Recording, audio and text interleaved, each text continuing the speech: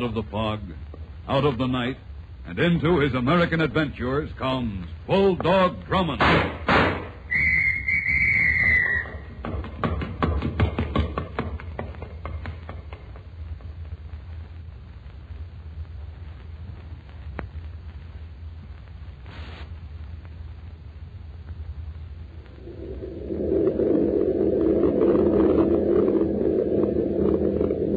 As I sat in the subway train, I thought of something a friend had asked me the night before. Drummond, he said, what is it that made you become a detective? You're not in it for money, and more often than not, you place yourself in unnecessary jeopardy. I don't get it. What's the angle? The angle, I told my friend, is the element of surprise, which turns seemingly dull situations into gripping experiences and prosaic places into areas of excitement. I suppose my answer was a bit flamboyant, but if my questioning friend had been with me on that subway trip, he would have readily seen what I meant. A subway car at 1 o'clock in the morning. A subway car just like thousands of others. This one empty, save for Denny, me, and the unkempt man who slouched in sleep across the aisle from us. Captain Drummond, just how far are you going to let this thing go? To the last stop this train makes, Denny. Heavens, sir, to the end of Brooklyn? If necessary. But as I said, sir, it could only be a practical joke. It could be. And more than likely is. It has all the elements of one. Just examine it. You get a midnight call from a strange man. He says his name is John Smith. Yes, but don't forget he said it wasn't his name. He just uses John Smith. No. Yes, I know, because he can't remember who he really is. That often happens, amnesia. But what about that nonsense of his life being threatened by Jin Soo? Tin Soo, Denny. Tin Soo. Tin Soo, Jin Soo. What's the difference, sir? You tell me what or who Tin Soo is. I don't know. I told you he hung up when I asked him. Of course he did, because it's part of the game. A strange man telephones, tells you his life is in danger, and asks you to get on the first train that pulls out of the 96th Street subway station after 12:35. He says that he will contact you with the stone. The green stone. All right, the green stone. You fall for the hoax, and here we are in the middle of the night riding out to Flatbush. Now, really... Denny, hold it a moment. Yes? That man who was sitting across the aisle, he's going into the other car. What about him? He's the one who called. Come on, we're following him. Oh, Captain Drummond, what is the matter with you? Didn't you notice him? He was one of those broken-down characters you see in the subway by scores. Just the same, Denny. He's our man. You're seeing things. I certainly am. This. What? Look at it. Where did you get that? When he walked by, he dropped it on the seat next to me. Why, it's a piece of jade. Yes, Denny. The green stone. Come on.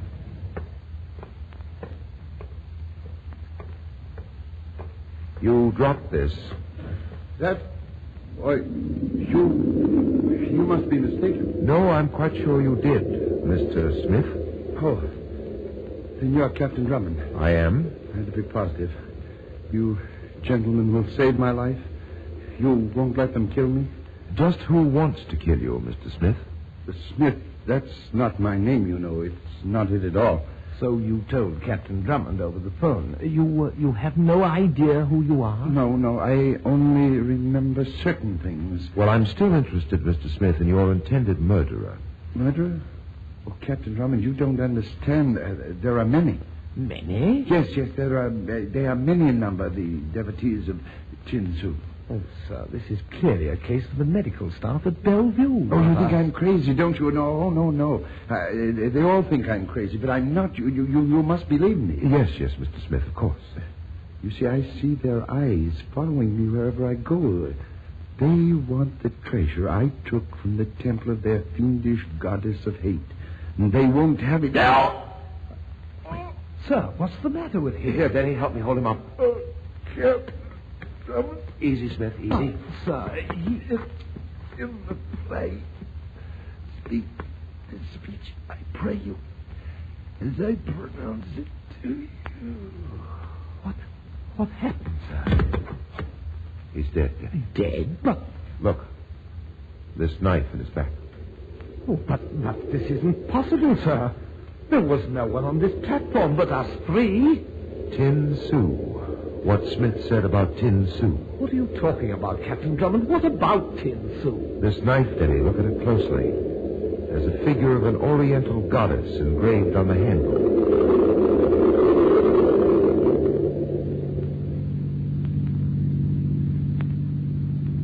I called homicide, and while Denny waited for the police, I set out to find the murderer of the man who called himself John Smith. There wasn't much to go on. There were no identifying papers in his pocket, just 68 cents in change and a circular brass tag which had on it the number 7 and the name Croft Hotel. I checked the phone directory and found that there was a Croft Hotel on the Bowery. $50, bud. Cash in advance. Hey, what? Take the sack in the second row down at the end. Hey, what are you trying to pull? This ain't no 4-bit piece. Yes, I know. I believe it's one of your article check tags. Yeah, but don't get you no flop here. Where'd you get this tag? From John Smith. Smith gave you this? In a fashion. Now, suppose you let me see what Mr. Smith checked. Just like that, huh? Oh, you don't have to accommodate me. I can call Inspector Kelly down from police headquarters. Oh, look, fella, we don't want no trouble around here. We run a respectable joint. We don't want no cops crawling around. Might give us a bad name with our patrons. Sure, I'll show you what Smith checked. Number 7, right away. Yeah, here you are, mister. Just this envelope, is that all? That's all, mister. We don't pull no fast ones on the checks. Right. There's only a photo in there. That's a funny thing to check a photo. Crazy. Yeah, but that Smith character is a crazy character at that. A real Lulu. You know him good, mister? Only briefly. Do you recognize this photograph? Let me see. Yeah, it looks like Smith, only he looks a lot cleaner. It's Smith, all right. Did he talk much about himself? Talk? That character could gab till the cows come home. But it was crazy kind of talk. All about treasures and a Chinese idol and how a whole bunch of Orientals was out to slit his throat. Crazy. Real crazy. It wasn't as crazy as you think. What are you giving me? John Smith was killed tonight. What? You're kidding. No, he's dead. I'm taking this photo. Sure. Smith dead. Well, what do you know? Go figure a thing like that. That's exactly what I'm going to do. Good night. Good night, mister. I hope you get who done it. I walked out of the croft and down the dim-lit stairs to the street. I didn't see the figure hidden in the shadows of the vestibule. I just heard the swish of the air, and then... Oh!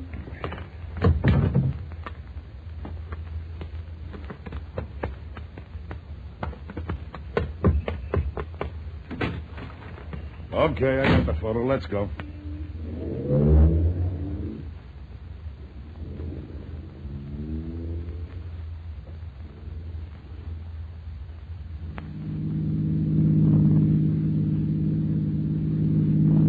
You're sure you feel all right now, Captain Drummond? Well, my head does feel a bit worse for the wear, Denny. Say, this thing gave me quite a fright. You can imagine what it's done to me. I mean, when I received the call that you were in hospital, naturally I feared the worst. Well, my head's all right, Denny, except for the thoughts that are spinning around in it. You didn't get a look at the person who struck you? No. But why should someone go to that trouble to get a photograph? I don't know. This entire affair is beyond me. We're taking Smith on the subway station platform there, and we're talking to him. No one else is in sight, and he's slain by an oriental dagger. But someone must have been there. The dagger wasn't thrown by anyone standing on our platform. How do you know? Because it landed in Smith's back. If you recall, Smith's back was to the tracks. Oh, now I see, sir. It must have been thrown from the platform across the tracks. That's it, Denny. But only an expert could accurately fling a knife from that distance. That's a thought to keep for ready reference.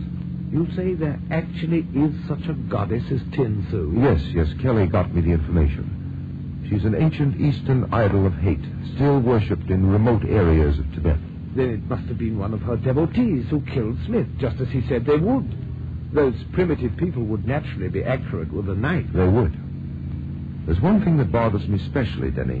What's that? Smith's final words. Yes, I thought them peculiar, too. It's in the play. Speak the speech, I pray you, as I pronounced it to you. You know, sir, I've heard that someplace before, but I just can't remember. It continues with, as I pronounced it to you, trippingly on the tongue. But if you mouth it... Yes, now I remember, sir. But if you mouth it, as many of your players do, I had as lief the town crier spoke my lines. Of course, it's from Hamlet, right? Right. A dying man recites lines from Hamlet. Perhaps it's a clue. But to what? Oh, this is the first occasion, Captain Drummond, that William Shakespeare ever served us in a murder case. An Oriental goddess and William Shakespeare. Denny, what time is it? 9:15, sir. The studio must be open by now. Studio?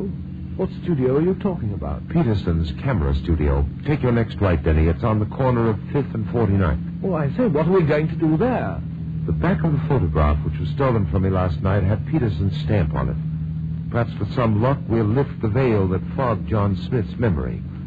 Maybe in Peterson's portrait files, we'll find the answer to who John Smith really was. Mrs. Cooper, do you recognize the man in this photograph? Yes. Yes, it's Paul. And you, Mr. Stevens? Look, Drummond, what is this about? I must insist that you answer my questions. Of course I recognize that photo. It's Paul Cooper, this lady's husband and my former partner. Partner? Yes, Mr. Cooper and Mr. Stevens were partners. They were in the importing business. Importing what, Mrs. Cooper? Oriental art objects. My husband and Mr. Stevens made frequent trips to the Orient. And when was the last time you saw your husband? 2 years ago, his last trip. And you've had no word from him? No word? What do you mean, Drummond? I mean, Stevens, that I saw Mr. Cooper last night. Oh, but you... I was with him on a subway platform when he was murdered. You're crazy. You don't know what you're talking about. I was with Paul Cooper on his last trip. The story was in all the papers. I went with him to Tibet. I was there when the bandits ambushed him. I saw it from the hill. I saw them kill Paul Cooper.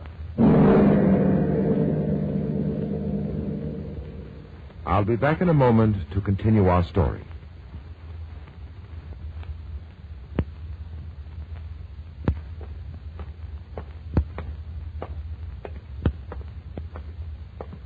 According to verified reports, Paul Cooper had been murdered 2 years ago while seeking rare art objects on a trip into Tibet. Then if Paul Cooper was dead, who was the twin corpse in the morgue? Captain Drummond, must I do this? Couldn't... It's necessary routine, Mrs. Cooper. You will have to view the body. All right, Denny. Yes, sir. This way, Miss Cooper. What is it? That ring on his finger. What about it? I gave him that ring. I gave it to Paul when we were married. You were right, Captain Drummond. You did find my husband.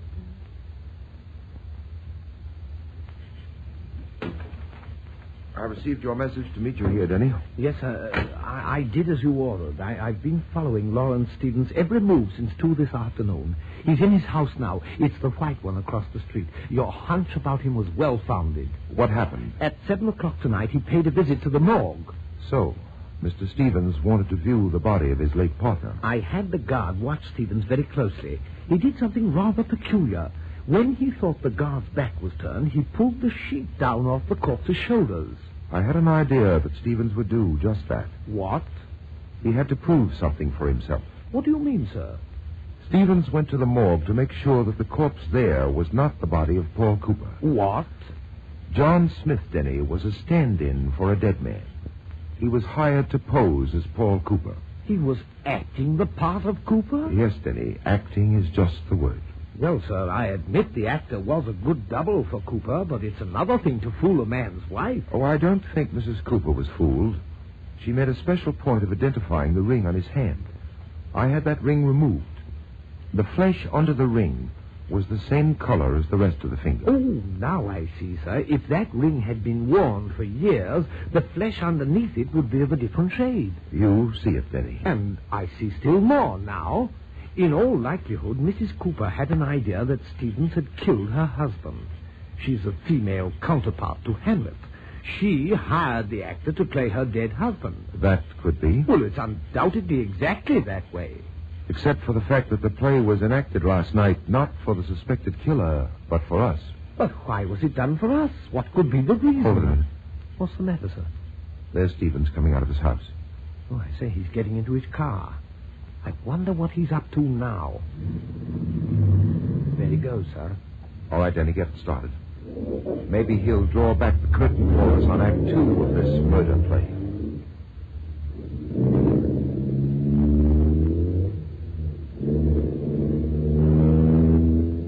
We followed Stevens' car.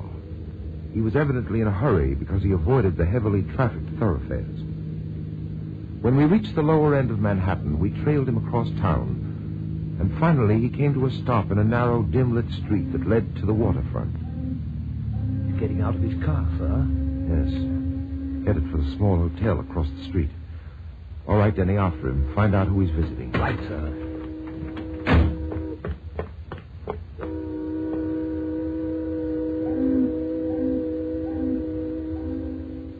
In a few minutes, Denny returned with the information.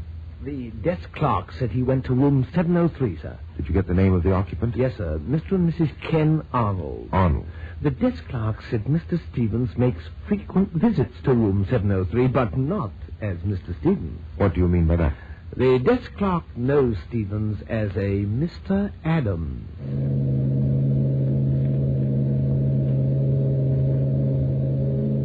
Evidently, Stevens was playing more than one game. Or perhaps it was just a different role in the same game. Time and waiting would prove which it was. So Denny and I sat in our car and waited again. It wasn't long before Stevens came out of the hotel, got into his car, and drove off. Now, sir, we'll see what his next stop is. You're taking up his trail without me, Denny. Oh, but, sir, what are you... If anything further surprising turns up, call me in room 703. I'll be there talking to the Arnolds. Now go ahead before you lose Stevens' train.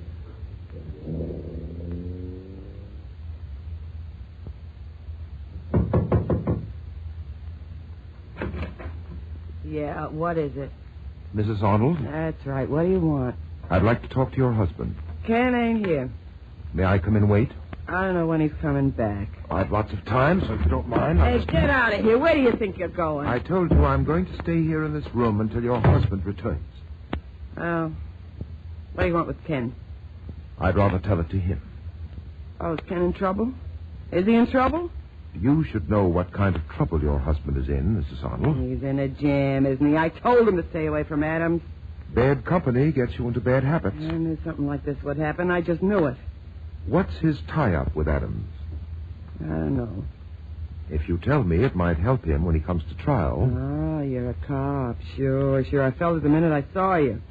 As I said, Mrs. Arnold, you have a chance to help your husband. But I don't know anything. Honest, I wish I did.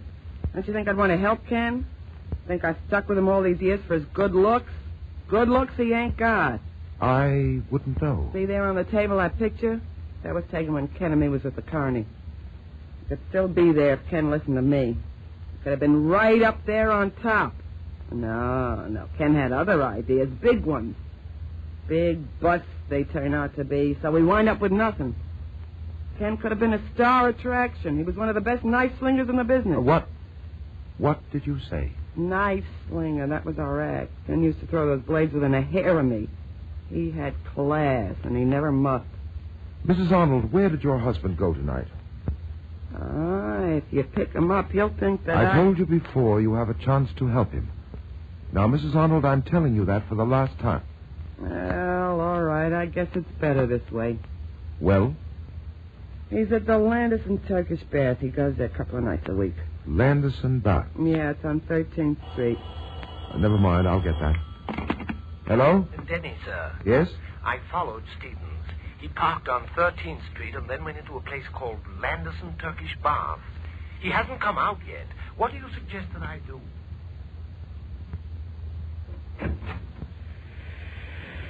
Go ahead, then. What? I say, the steam room is empty, sir. No one's in here. Stevens probably gave Arnold the warning, and he left too. Come over here, Denny. What is it, sir? Under the bench. Look. A body. And that dagger, sir, it's the same as the one that killed Smith. Help me turn him over. This is some more of that knife thrower Arnold's handiwork. No, Denny, it's impossible for a man to stab himself in the back. What? This corpse is Ken Arnold. Come on. We're going to try to pick up Stevens' trail. Denny. What's wrong, sir? This door. We're locked in here. Well, try it again, sir. Wait a moment. Listen. The steam pressure's being increased. Help! Help! Get us out of here! Help! We're locked in! No, it's no use, Denny. That door's made of steel plate. No one will hit you. The steam is getting stronger. We'll be burned alive in here. We haven't got a chance.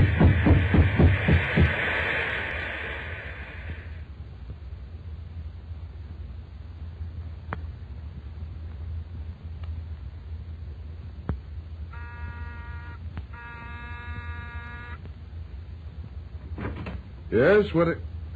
Hello, Stevens. Captain Drummond. I've been looking for you. What are you doing here? Mrs. Cooper asked me to come. Frankly, Stevens, you surprise me. What are you talking about?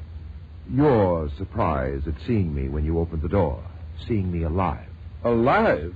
What do you... Larry? Mrs. Cooper, Oh, it's you, Captain Drummond.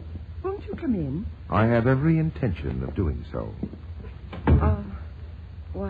What do you mean by that? You'll soon find out, both of you.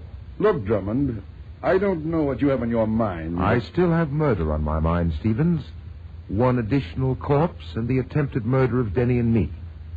It's a good thing I'd phoned a police inspector to meet me at the Landerson Baths. Otherwise, I wouldn't be here to tell you what's on my mind. Denny wasn't quite so lucky. He's in a hospital in fairly critical condition. You almost succeeded, didn't you, Stevens? What? I have to eliminate Mrs. Cooper completely from this escapade, considering the fact that it took place in a men's Turkish bath. I don't understand, Captain Drummond. I thought by this time Stevens would have filled you in on all the details. What details?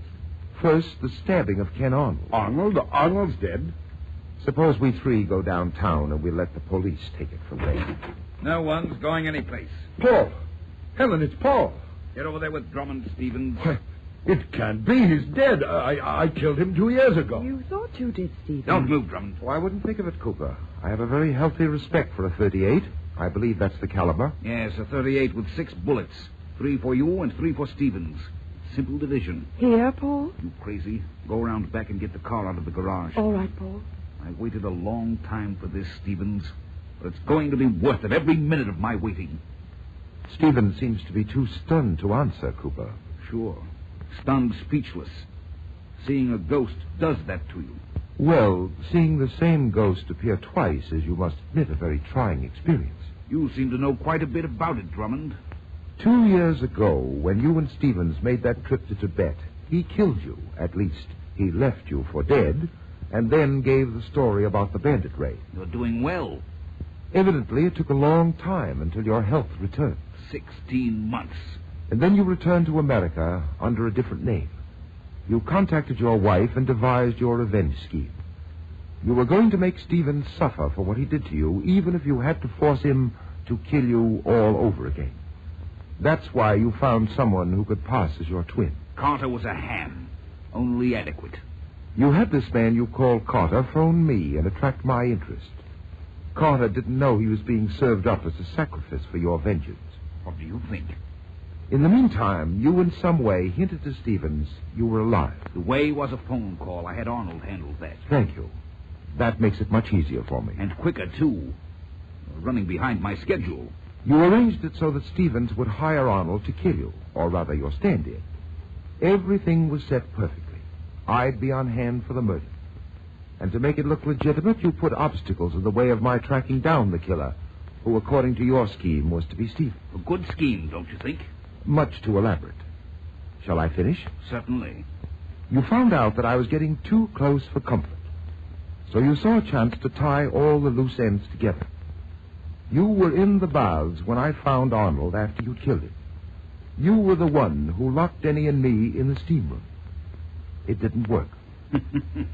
You know what they say, Drummond. If at first you don't succeed... I know what they say, Cooper. But it doesn't look as if you're going to have a chance to try again. Is he, Denny? No more chances for you, Cooper. What?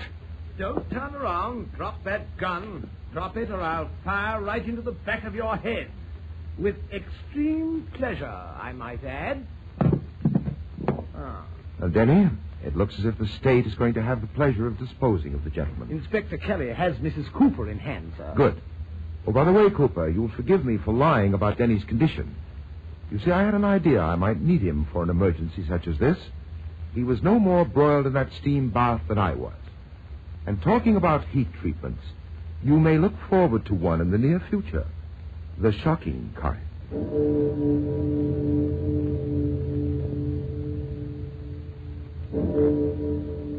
I'll be back in a moment to tell you about next week's story.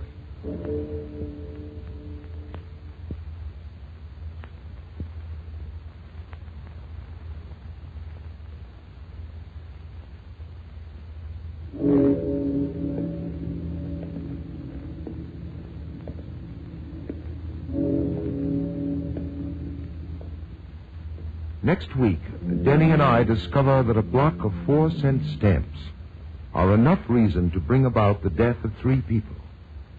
You see, these stamps are worth a mere $14,000 per set. I call this story The Album of Death. Be sure to listen, won't you?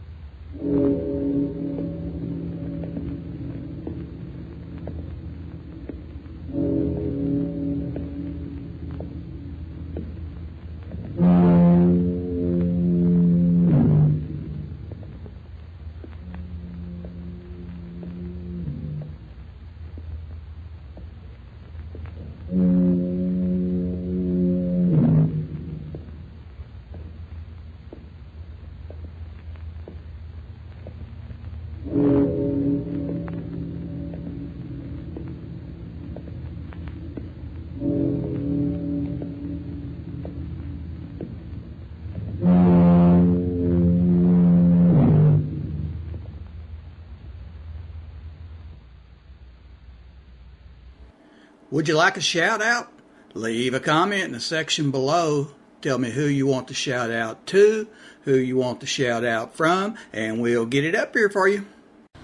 Hey, we want to say thanks for tuning in. Please like and subscribe so you don't miss any. You got a lot more of these up there. Go check them out under the playlist. Leave us a comment. Tell us what you want to see, what you think, and we'll see you next time.